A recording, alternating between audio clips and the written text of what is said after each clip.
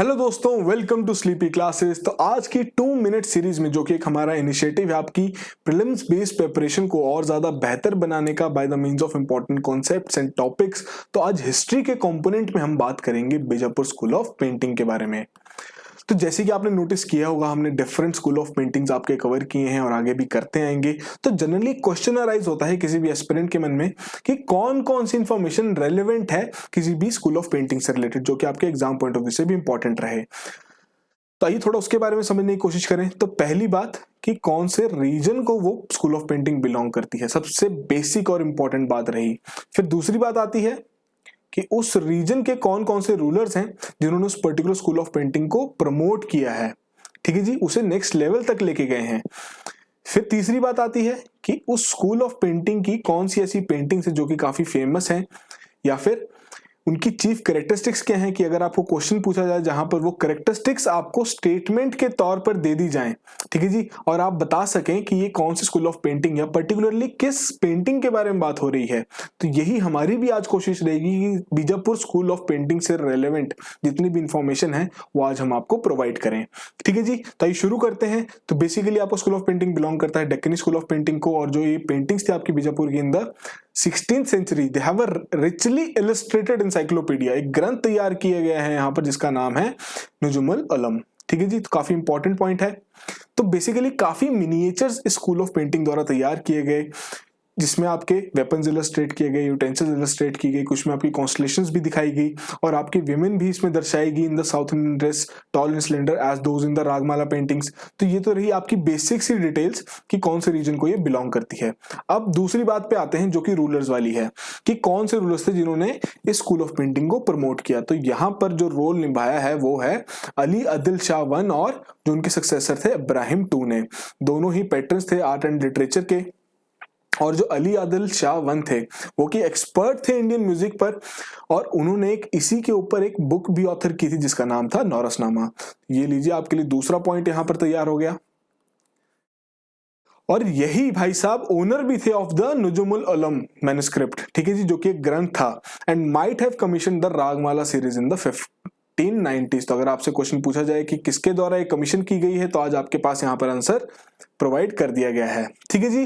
तो बीजापुर का काफी क्लोज कनेक्शन था टर्की के साथ, और जो एस्ट्रोनॉमिकल इलस्ट्रेशंस थी आपकी नुजुमुल उलम में, तो basically they may have been derived from the Ottoman Turkish manuscripts. और जो आपकी रागमाला थी, जैसे कि उसमें जो इंडियन कनेक्शंस थे with the definite echoes of the Lepakshi style, जो कि आपका एक हम कह सकते हैं आर्कियोलॉजिकल स्टाइल है, ठीक है जी। तो इस तरीके से जैसे आप कोरिलेट करते रहेंगे टॉपिक्स को आपस में, उतना ही आपके लिए इजी हो जाएगा उन्हें रिटेन करना।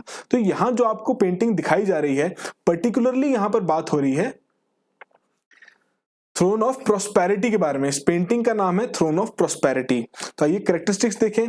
तो बेसिकली एक सिंबॉलिक डायग्राम है of an auspicious throne of 7 stages, जिसे हर एक स्टेज को सपोर्ट किया गया है by the different inhabitants from elephants and tigers to palm trees through stories of peacocks and primitive tribes.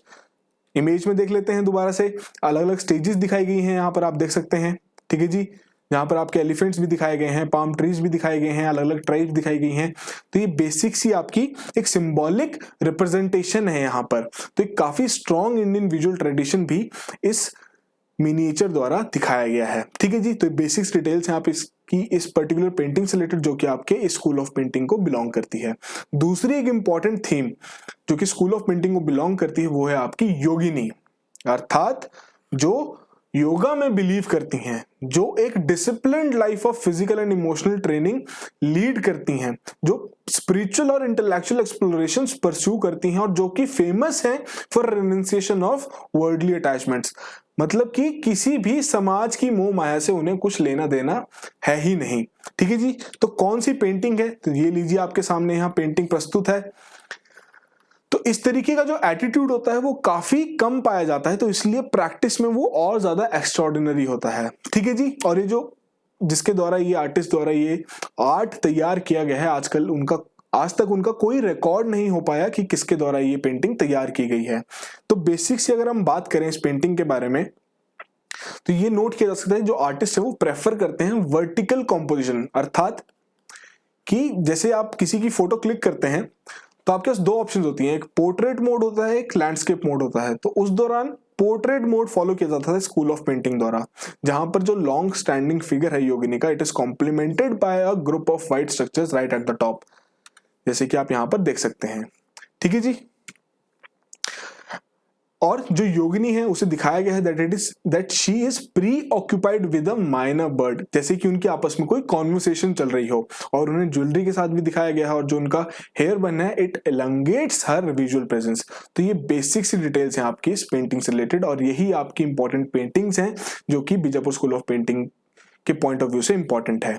तो आज हमने कोशिश की कि हम आपको इस स्कूल ऑफ पेंटिंग से रिलेटेड जितनी भी रेलेवेंट इन्फॉर्मेशन है वो प्रोवाइड करें। तो इसी तरीके से रेगुलरली ये इनिशिएटिव फॉलो करते रहिए, और जो हमारा करंट अफेयर्स का इनिशिएटिव चल रहा है जिसमें आपका डेली न्यूज़पेपर डिस्कशन किया जाता है, उसे भी रेगुलरली फॉलो करते रहिए। फिर हमारा प्रीमिक्स है जहां पर डेली के आपके प्रीलिम्स बेस्ड 5 MCQs सॉल्व करवाए जाते हैं। काफी अच्छा इनिशिएटिव है आप सभी के लिए, क्योंकि प्रीलिम्स का समय नजदीक आता जा रहा है। अब जरूरत है आपको अपना गियर शिफ्ट करने की कि अब आप प्रीलिम्स बेस्ड प्रिपरेशन शुरू कर दें। ठीक है जी। So that will be all the very best.